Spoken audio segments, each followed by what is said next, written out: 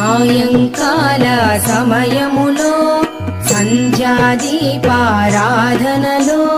వచ్చును తల్లి మహాలక్ష్మి, వచ్చును తల్లి వరలక్ష్మి.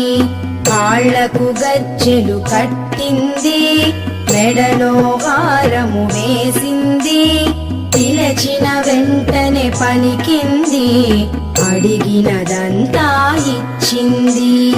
సాయంకాల సమయములో సంధ్యాదీపారాధనలో వచ్చును తల్లి మహాలక్ష్మి, వచ్చును తల్లి వరలక్ష్మి.